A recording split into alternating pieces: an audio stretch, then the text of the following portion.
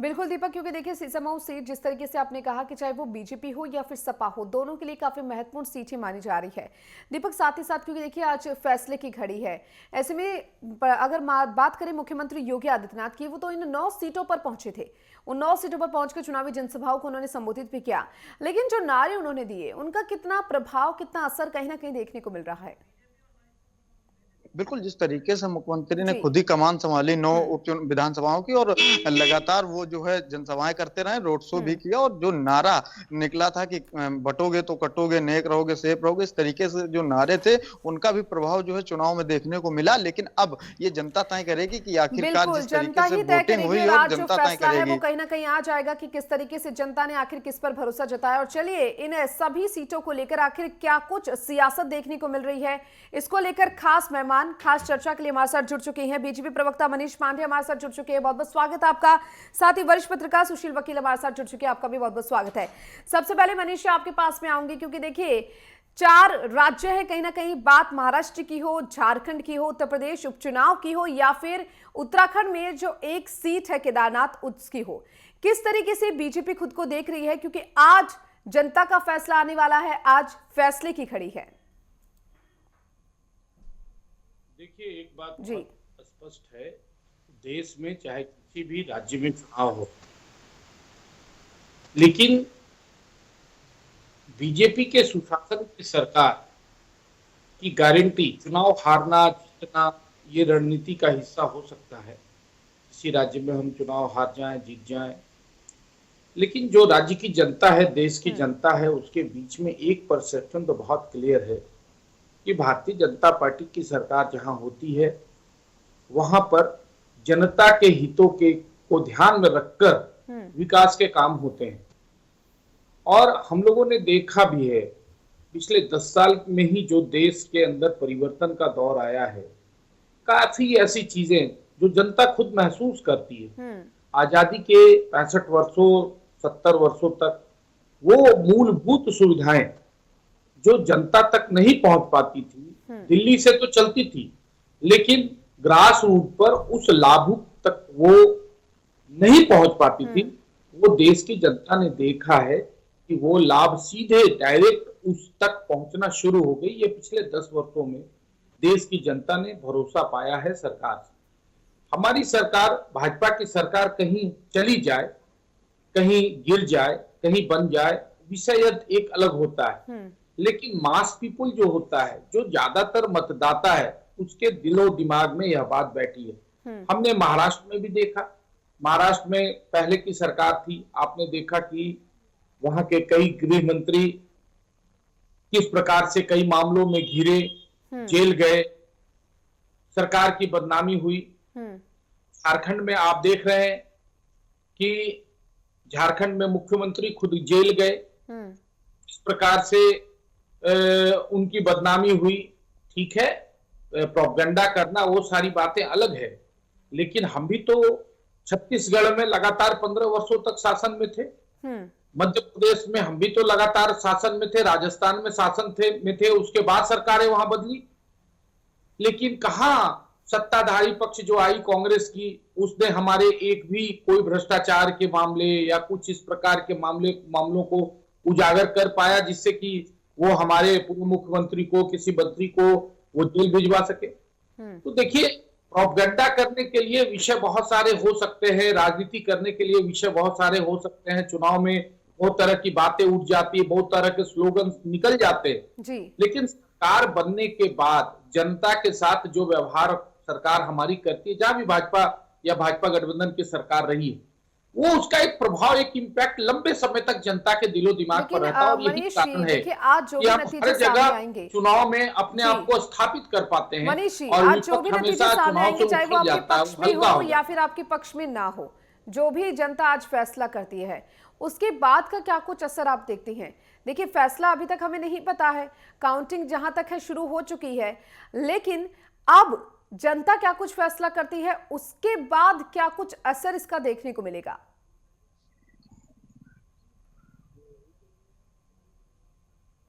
Manish, unmute कर दीजिए, आपकी आवाज नहीं मिल पा रही है। हेलो। जी जी, बोलिए। नहीं, देखिए, मैंने क्या कहा, मैंने शुरू में कहा कि जनता का फैसला जो भी होगा सिरोधार्य है। विषय उसका नहीं है कि सरकार में हम रहते हैं, सरकार में हम नहीं रहते हैं। यह मेरा नेगेटिव स्टेटमेंट नहीं है, यह मेरा रेगुलर स्टेटमेंट है कि हम सरकार में हो, सरकार में ना हो, यह कोई बहुत बड़ा विषय नहीं है। विषय यह है कि 5 साल जब हम सरकार में रहते हैं, काम करते हैं, तो जनता के लिए काम करते हैं, जनता के हित के लिए काम करते हैं और उस राज्य के को ध्यान में रखकर हम काम करते हैं। ये बड़ी बात हमारी सरकार में हमेशा रही है, जब जब हम सरकार में रहे। ठीक है। तो अब तो अभी शुरुआत हुई है, गिनती की शुरुआत होगी थोड़ी देर में और सारे रिजल्ट हमारे सामने धीरे धीरे खुलते चले आएंगे। बिल्कुल सही कहा आपने कि देखिए कहीं ना कहीं वोटों की गिनती जो है वो शुरू हो चुकी है। अब से कुछ ही देर बाद धीरे धीरे कर जो तस्वीर है कहीं ना कहीं साफ होती हुई नजर आएगी। और चलिए कांग्रेस प्रवक्ता मोहिंद्र प्रकाश भी हमारे साथ जुड़ चुके हैं, आपके पास में आऊंगे। उससे पहले सुशील वकील जी, क्योंकि देखिए सभी राजनीतिक पार्टियां जो है अपनी अपनी ओर से दावे करती हुई नजर आ रही है। आज फैसले की घड़ी है, कहीं ना कहीं जो सियासी उठापटक है वो भी इन राज्यों में देखने को मिली है। आज के दिन को कितना महत्वपूर्ण माना जा सकता है, किस तरीके से आज के दिन को देखा जा सकता है, क्योंकि आज जनता अपना फैसला सुनाएगी। आज जनता वो चीज सामने रखेगी कि कौन कौन से मुद्दे थे जिन्होंने जनता को आकर्षित किया, जो जनता के मन तक पहुंची हैं। देखिए उन्नति जी, आज 2024 के जो इलेक्शन फीवर था, आज लास्ट डे उसका है। इसके बाद तो कोई इलेक्शन नहीं होगा, फरवरी से हो जाएंगे शायद दिल्ली के। कि ऐसा इस बार लग रहा है कि जैसे महाराष्ट्र स्टेट लीजिए आप, तो हैंग असेंबली की संभावना हो रही है। ऐसे झारखंड में लीजिए, झारखंड में भी अभी कोई क्लियर पिक्चर नहीं आ रही है कि कौन सी यहाँ पार्टी आगे जाएगी, कौन सी नहीं जाएगी। कि इस बार ऐसे जी इलेक्शन में कुछ चीज़ें होगी। झारखंड का ले लीजिए, जैसे अपना यह हेमंत सोरेन जी है, उन्होंने जो अपना मुद्दा बनाया वो बनाया कि मेरे को जेल ले गए तो मेरे से जाती होगी। इसका उसको बड़ा फेवर भी मिलता है, लोगों का इमोशनल सपोर्ट भी मिल सकता है। लेकिन इसी समय हो सकता है कि उसका रिवर्स भी हो सकता है उसका, क्योंकि अगर ये जेल गया तो गया क्यों, जब तक कुछ ना कुछ के पीछे कोई करप्शन चार्ज या बाकी सच नहीं है। सेम चीज़ महाराष्ट्र में भी हो जाएगा। लेकिन अब जैसे मनीष जी कह रहे हैं कि हम इस बार जी देखो करप्शन, इनके पीछे करप्शन, हमारे किसी मुख्यमंत्री या मंत्री या किसी के खिलाफ करप्शन के चार्ज नहीं लगे। लेकिन देखने में ये चीज़ भी है कि अगर ये इनके मंत्रियों वगैरह पे करप्शन वगैरह केस नहीं लगे हैं, लेकिन ये भी सच्चाई है क्योंकि जो करप्शन में लीडर नेता पाए जाते हैं तो उसके बाद बीजेपी उनको अपनी ओर बुलाती है, तो वो रातों रात वो साफ सुथरे बन जाते हैं। दिल्ली लेटेस्ट ले लीजिए, दिल्ली के एक मंत्री गहलोत जी, जिन्होंने भी आप पार्टी से रिजाइन करके बीजेपी में चले गए, तो क्या उनके पीछे भी बहुत सारे करप्शन केसेस है। या पहले जो अजीत पवार वगैरह जो भी महाराष्ट्र के इन्होंने ले लिया, उनके पीछे भी तो बड़े 10,000 करोड़ के करप्शन चार्जेस है। तो इस वजह से इस बार जो इलेक्शंस है वो ये करप्शन वगैरह चार्ज पे मोस्टली नहीं लड़े जाएंगे। ये मेरे को लग रहा है कि पोलराइजेशन ऑफ वोटर्स वगैरह जो उस पर ज़्यादा डिपेंड कर लेंगे। आप देख लीजिए झारखंड में, जैसे लीजिए बीजेपी का मेन मुद्दा क्या रहा, जो बाहर के लोग आए, जैसे बांग्लादेश वगैरह से आए, जिन्होंने वहाँ के लोकल लोगों से, आदिवासियों की लड़कियों से शादी करके उनके ज़मीनों पे कब्जे कर दिए, उनके एरियाज़ में कब्जे कर दिया, वही पॉलिटिक्स में आगे भी चल रहे हैं। उस चीज़ को बड़ा उछाला, हो सकता है उसका लाभ थोड़ा बहुत बीजेपी को मिल सकता है। बाकी जो बीजेपी वगैरह जो लोगों का, वो पहले जब इलेक्शन होते थे उसमें यही मुद्दे होते थे, हमारे पास नौकरी नहीं है, हमारे गांव में सड़क नहीं है, पानी नहीं है। लेकिन इस बार देखा गया कि वो मुद्दे ही नहीं उठ गए। क्योंकि देखिए आज आखिर जो फैसला है वो सबके सामने आ जाएगा कि जनता ने आखिर किसको चुना है, कौन कौन से वो मुद्दे हैं जो जनता ने कहीं ना कहीं अपने से जोड़कर देखे हैं। चलिए आप सभी लगातार हमारे साथ बने रहिए, जल्द लौटेंगे एक छोटे से ब्रेक के बाद।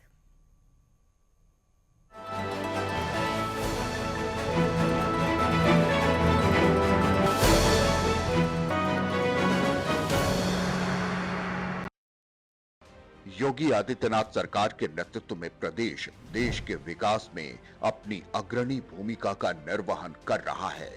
डबल इंजन की सरकार के विकास कार्यों का लाभ सभी वर्गों को मिल रहा है। प्रदेश की डबल इंजन की सरकार ने बिजली, सड़क, शिक्षा, स्वास्थ्य और सिंचाई सहित प्रत्येक बुनियादी क्षेत्र में बेहतरीन उपलब्धियां हासिल की हैं। आज उत्तर प्रदेश 5 इंटरनेशनल और 21 घरेलू एयरपोर्ट के साथ देश में सर्वाधिक एयरपोर्ट वाला प्रदेश है, जबकि गरीब और बेसहारों को 56 लाख से अधिक प्रधानमंत्री आवास उपलब्ध कराए जा चुके हैं। पिछले 7 सालों में प्रदेश की प्रति व्यक्ति आय दोगुनी हो चुकी है। राष्ट्रीय जीडीपी के 9.2% योगदान के साथ आज उत्तर प्रदेश देश की दूसरी सबसे बड़ी अर्थव्यवस्था बन चुका है, जबकि अपराध पर जीरो टॉलरेंस की नीति लागू है।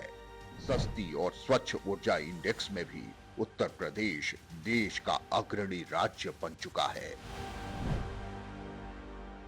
गर्म पानी पिया खट्टा, फिर भी कब्जे वहीं अटका। योगा किया मैंने दाएं बाएं, फिर भी प्रेशर ना आए।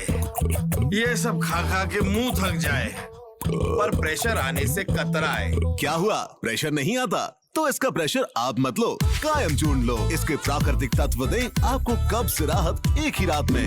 ये है कायम चूरन का कमाल। देखो हो गया मैं खुशहाल। कायम चूरन, आपकी खुशियों का साथी।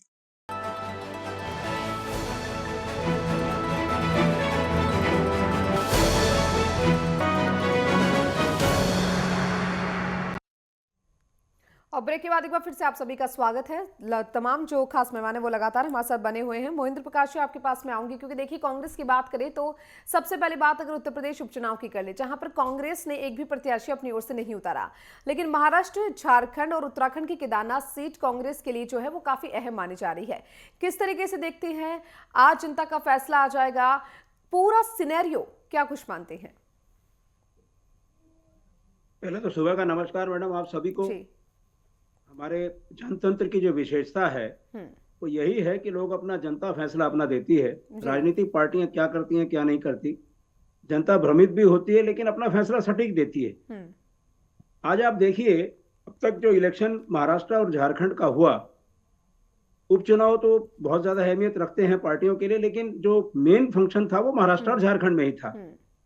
बीजेपी जो उसका जो एक पूरा का पूरा संचालन था, प्रधानमंत्री से लेके उनके योगी जी तक, वो एक ही चीज पर केंद्रित था कि हिंदू मुसलमान हिंदू मुसलमान। आप कितना ही छुपाकर बोलिए, इनडायरेक्टली बोलिए, लेकिन लोगों को सीधा समझ में आता है कि ये हिंदू मुस्लिम एक जो है वर्गीकरण करना चाहते थे इलेक्शन में, और उसमें कितने सफल हुए वो आज पता लग जाएगा। लेकिन ये देश के लिए बड़ा घातक होगा। अभी मेरे दोस्त कुछ कह रहे थे कि झारखंड के चीफ मिनिस्टर जेल, देखिए अगर आप पूरे घटनाक्रम में देखें 11 साल में सारे विपक्षी नेता, सारे विपक्षी चीफ मिनिस्टर बीजेपी के निशाने पर हैं। वही जेल जाते हैं, वही मुकदमे झेलते हैं, वही पार्टियां बदलते हैं, वही जाते हैं। क्यों? ये कितना बड़ा प्रश्न चिन्ह है कि बीजेपी के किसी भी नेता पर आज तक कोई आरोप नहीं लगा, और ये सिर्फ विपक्षी उस पर आरोप लगाते हैं, वो सिद्ध नहीं होते। भारतीय न्यायिक प्रक्रिया इस किस्म की है कि आप एक बार आरोप लगा दीजिए तो 10 साल लग जाएंगे आपको आरोप मुक्त होते होते। ये बदनामी जो है, ये बदनामी का ड्राग, ये अमेरिका या कोई यूरोप तो है नहीं कि 3 महीने में फैसला आ गया और आपको मालूम पड़ गया। तो विकास अगर बीजेपी ने किया होता तो ये सारे हथकंडे अपनाने की आवश्यकता नहीं होती। लेकिन अपने गरेवान में झांक कर देखिए, प्रधानमंत्री से लेकर वर्गीकरण जितने कर भी रहे चीफ मिनिस्टर हैं, अगर आपको लगता है वो लोग वर्गीकरण कर रहे हैं, तो फिर आप लोग ने कौन से वो मुद्दे थे जो उठाए थे, कहीं ना कहीं आपको लगता है कि वो इफेक्टिव साबित हो सकते हैं या फिर हुए होंगे जिसके आधार पर जनता ने वोट किए? हाँ मैडम, देखिए कांग्रेस इतनी पुरानी पार्टी है, हम कभी भावनाओं में नहीं बहते। अच्छा। हम अपनी कार्यशैली है, जो अपनी कार्य है, जो हमारा पुराना इतिहास है, हम धर्मनिरपेक्ष हैं। हिंदू मुस्लिम सिख ईसाई सब हमारे भाई हैं। हम इस धर्मनिरपेक्षता के ऊपर चलते हैं, हम किसी वर्ग विशेष को लेकर नहीं चलना चाहते। लेकिन जो राहुल गांधी जी ने मुद्दा उठाया है मैडम, कमोबेश बहुत से बीजेपी के नेता हैं, प्रवक्ता हैं, जो मेरे से अकेले में बात करते हैं तो कहते हैं नहीं मुद्दा ठीक है कि जाति की गणना आज हो, जब रिजर्वेशन है ही, जब रिजर्वेशन आपको देना ही है तो उसकी वास्तविकता आज क्यों ना ले लें मैडम। आप ये देखिए, आज 67 में ये फैसले हुए थे, किसको कितना, छोटे मोटे अमेंडमेंट होते रहे, लेकिन जो वर्गीकरण खास होना चाहिए कि जनता आज किसकी कितनी है, जितनी जिसकी हिस्सेदारी उतनी उसकी भागीदारी। इस सिद्धांत पे तो आपको चलना ही पड़ेगा बिल्कुल ना। मोहिंदर जी, क्योंकि देखिए आप आज ये जो नहीं है कह वो सकते फैसला कि सामने आ जाएगा कि आखिर 67 जनता ने के क्या कुछ आंकड़े सोच पर मैं समझ के चलूंगा। वोट किया है। आप वर्गीकरण के लिए कह रहे हैं या फिर आपने जो मुद्दे उठाए हैं कहीं ना कहीं जनता के ऊपर वो असर डालते हुए नजर आए हैं। दीपक, आपके पास में आऊंगी, क्योंकि देखिए जिस तरीके से सीसामऊ सीट की बात करें, आपने कहा कि बहुत ही महत्वपूर्ण सीट बीजेपी और सपा दोनों के लिए मानी जा रही है, लेकिन 2027 के जो चुनाव होने वाले हैं उत्तर प्रदेश में, उस पर कितना असर डालेगी? बिल्कुल, जिस तरीके से उत्तर प्रदेश में 9 विधानसभाओं में उपचुनाव हुए हैं और इस किसके खाते में कितनी सीटें आती हैं ये तय हो जाएगा कि 2027 में फिर किसकी सरकार बनेगी, क्योंकि जिस तरीके से पार्टियों ने धुआंधार प्रचार किया। और खासकर सीसामऊ सीट की अगर बात करें तो सीसामऊ सीट जो है ये काफी चर्चाओं में रही है। और समाजवादी पार्टी की जो प्रत्याशी रही नसीम सोलंकी, वो जो है मंदिर पे पूजा अर्चना करने के बाद जो है वो चर्चाओं में आई थी। और इसके बाद जो है बीजेपी सरकार ने तमाम वो आरोप लगाए थे। और इसके बाद वहां मंदिर के जो पुजारी थे या जो हिंदू कार्यकर्ता थे, उन्होंने जो है मंदिर का शुद्धिकरण किया था। इसके बाद जो है नसीम सोलंकी पर फतवा जारी हुआ था। तो यही कारण है कि बीजेपी ने तमाम सारे वो आरोप समाजवादी पार्टी के ऊपर लगाए और लगातार आरोप और प्रत्यारोप जो है एक दूसरे पर लगते रहे। वहीं अगर बात कर लें विकास कार्यों की, तो लगातार जिस तरीके से बीजेपी सरकार कहती है कि हमारे काल में जो है विकास कार्य हुए, वहीं विपक्ष की जो पार्टियां हो, चाहे कांग्रेस हो या समाजवादी पार्टी हो, लगातार आरोप बीजेपी सरकार पर लगाती रही कि चाहे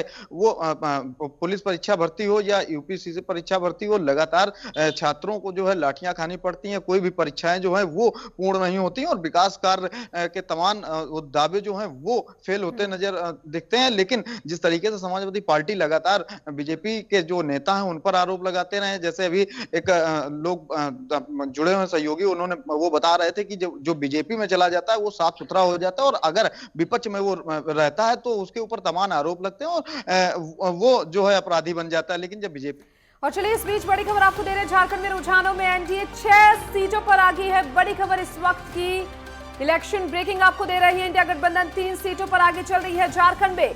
देखिए वोटों की गिनती शुरू हो चुकी है। बरहेटा से झारखंड के सीएम हेमंत सोरेन आगे चल रहे हैं।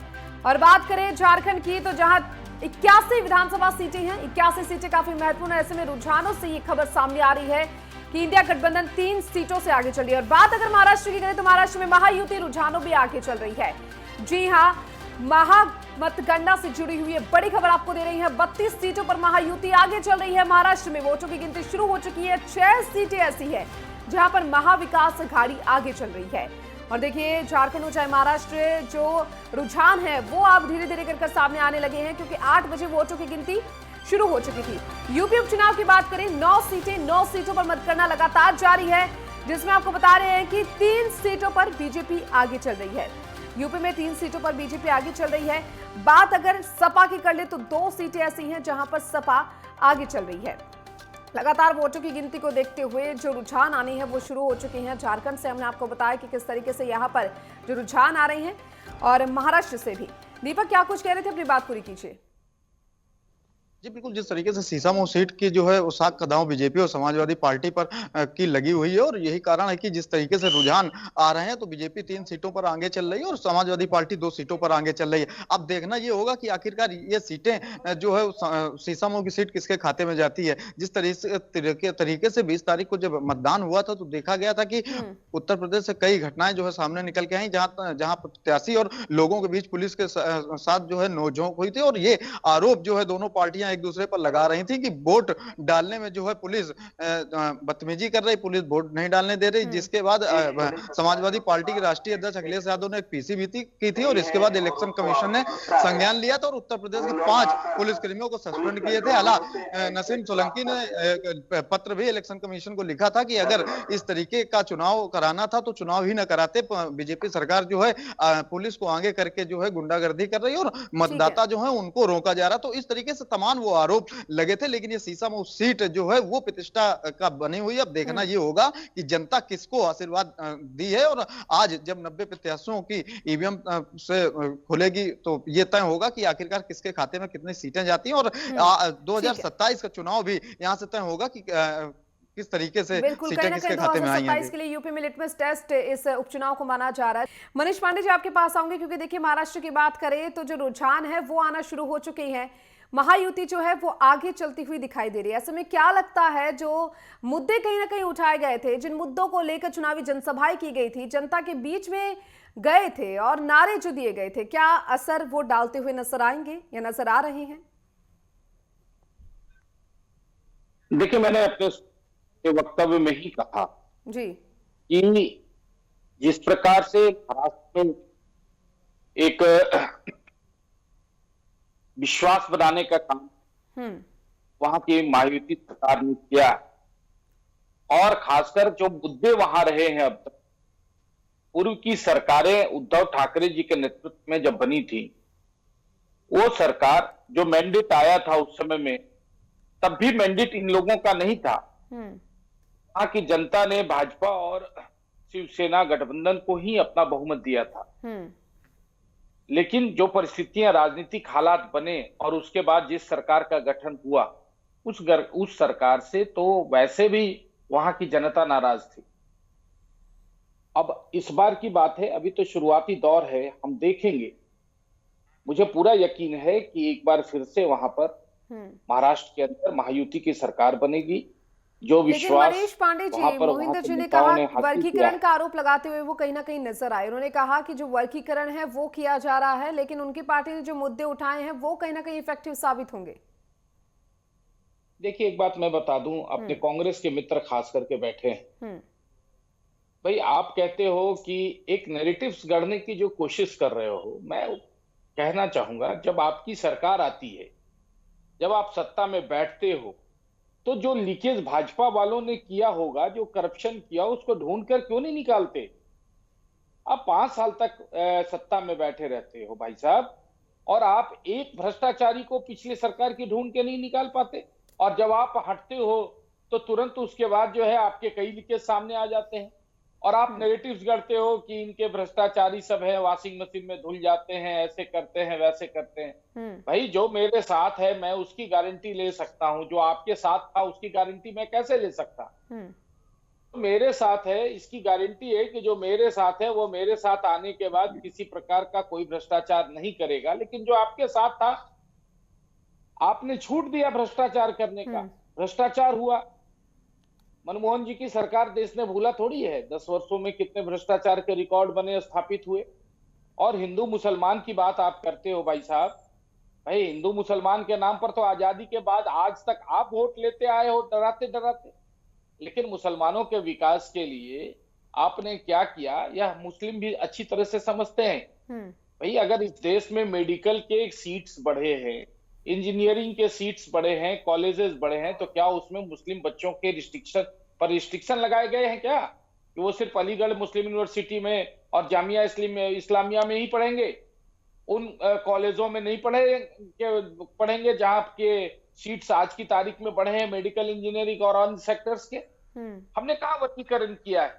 हमने किन चीजों में वर्गीकरण किया डेवलपमेंट के मामले में? आप मुझे एक उदाहरण बैठ के पैनल, हालांकि इससे वोट ठीक है मनीष जी, सवाल नहीं, आज ठीक है मनीष जी, मोहिंद्र प्रकाश जी जवाब दीजिए।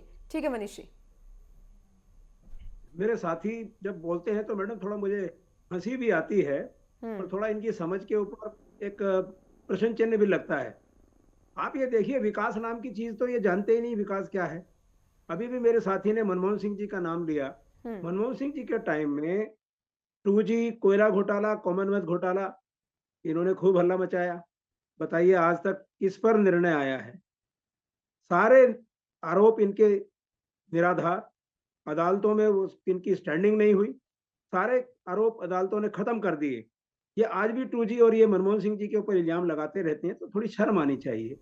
इस देश के प्रधानमंत्री जो दुनिया के जाने माने हैं, ईमानदारी में उनके सामने कोई टिकता नहीं। आज भी आप उनके नाम पर बोलते हो, जो कि आरोप कहीं भी सिद्ध नहीं कर पाए, 11 साल हो गए। जहां तक विकास का ताल्लुक है, आप ये बताइए, सिवाय सड़कें बनाने के आपने कौन सा विकास किया है? अगर आपने विकास किया होता तो मणिपुर के अंदर प्रधानमंत्री और आप मेरी महिला मित्र बैठी हैं, आप महिला होने के नाते समझिए, क्या कोई जिम्मेदारी नहीं है इतनी बड़ी पार्टी की कि मणिपुर के अंदर महिलाओं के साथ जो अत्याचार हो रहा है उसके लिए कुछ भी संज्ञान लें, कोई एक्शन लें? आप बताइए मुझे, एक लंबा समय हो गया मणिपुर में बेचारी औरतों के साथ, महिलाओं के साथ कितना भयंकर अत्याचार हो रहा है, और हमारे प्रधानमंत्री से लेके यो हमारे किसी भी राजनेता के पास इतना दम नहीं है कि वह जाकर वहां उनके आंसू पहुंचे। आप किस विकास की बात करते हैं? आप बताइए कौन सा विकास किया? टेक्नोलॉजी का विकास पूरी दुनिया से आपको मिल रहा है। जो राजीव गांधी जी लेकर आए थे, कंप्यूटर वो लाए, डिजिटल क्रांति वो लाए। आपने सिर्फ टेक्नोलॉजी विकास किया है। आज मोबाइल आपने दे दिया, मोबाइल के दुरुपयोग भी देखिए। किसी भी टेक्नोलॉजी को आंख मीच कर नहीं दिया जा सकता। आज मोबाइल के जो आप देख रहे हैं, कभी आपने इस पर अंकुश लगाने की कोशिश की कि मोबाइल किस तरह देखा जा सकता है? देखिए, कई तरह के आरोप प्रत्यारोप है। आती हूँ मनीष जी, आपके पास में आऊंगी। उससे पहले वरिष्ठ पत्रकार भी लगातार हमारे साथ बने हैं।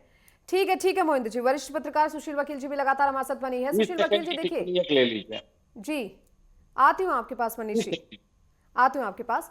सुशील वकील जी, क्योंकि देखिए शुरुआती जो रुझान है वो आना शुरू हो चुकी है। बात अगर महाराष्ट्र की करें तो कहीं ना कहीं महायुति जो है वो आगे चलती हुई दिखाई दे रही है, बढ़त बना रही है। और झारखंड में भी कहीं ना कहीं बीजेपी आगे बढ़ती हुई नजर आ रही है। क्या कुछ संकेत इससे दिए जा रहे हैं? क्या कुछ इससे माना जा सकता है? किस तरीके से अब जो सिनेरियो है वो देखने को मिल सकता है? देखिए उन्नति जी, अभी जो ये रुझान आ रहे हैं इस पे हम कोई भरोसा नहीं कर सकते हैं, क्योंकि हमने हरियाणा में देखे 12 बजे तक बीजेपी या कांग्रेस की जो या पार्टी है बहुत आगे जा रही थी। यहाँ तक कि जलेबी वगैरह बांटने लगे थे, लड्डू बांटने लगे थे। कांग्रेस के दफ्तरों में ये आतिशबाजी भी काफी होगी। ऐसे कांग्रेसी नेताओं ने कहा क्या वो सारे परेशान थे कि मुख्यमंत्री कौन बनेगा। या आपस में बैठ के ये होने लगे कि कौन सी मुख्यमंत्री बनने के चांसेस है। कौन सब उन नेताओं ने एमएलए को बुला के अपने घरों में ये मीटिंग्स वगैरह की। अभी महाराष्ट्र में भी ऐसा हो रहा है और झारखंड में भी हो रहा है। जो एक्चुअल पोजीशन पता चलेगी 2-2:30 बजे के बाद ही पता चलेगी, क्योंकि क्या होता है कि महाराष्ट्र में इस बार वोटिंग में बहुत सारी जगहों पे देखा गया, किसी जगह पे कांग्रेस को ज़्यादा वोट पड़े, किसी जगह एनसीपी को वोट पड़े और किसी इलाकों में महावाई या युति वालों को भी वोट पड़े। अभी ये देखना है कि बैलेट बॉक्सेस किस इलाके के खोले गए, और पहले कुछ ऐसे हो सकता है ऐसे इलाकों के खोले गए जहाँ पर ये एनडीए का ये महायुति वालों का ज़्यादा जोर है, महाअघाड़ी वालों का कम है। अभी ये इसके बारे में कुछ नहीं बता सकते हैं। अब थोड़ा बहुत ये चीज़ है कि जो 7 में से 5 जो है या एग्जिट पोल एजेंसीज है, तो उन्होंने महायुति वालों को दे दिया महाराष्ट्र में आगे कि इनका पॉसिबिलिटी 150 से 117 सीटें का। लेकिन उस पर भी भरोसा नहीं कर सकते हैं, क्योंकि एग्जिट पोल और एग्जैक्ट पोल में बहुत सारा फर्क होता है।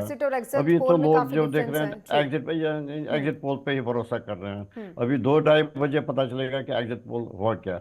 झारखंड में भी सेम चीज़ हो जाएगा। झारखंड में भी कोई ऐसी सिंगल पार्टी नहीं होगी जो सारे सीटें मैक्सिमम सीटें वही ले जाएगी। दोनों सीटों में बराबर का टक्कर है, चाहे महाराष्ट्र हो या झारखंड हो। और यूपी में भी सेम चीज़ चल रहा है। लेकिन यूपी में एक चीज़ सबसे बड़ा है कि इस बार जो यूपी के बाई इलेक्शन हो रहे हैं उस पर जो प्रतिष्ठा या दोनों की प्रतिष्ठा, चाहे या योगी जी हो या अखिलेश यादव जी को दाव पे लगी हुई है।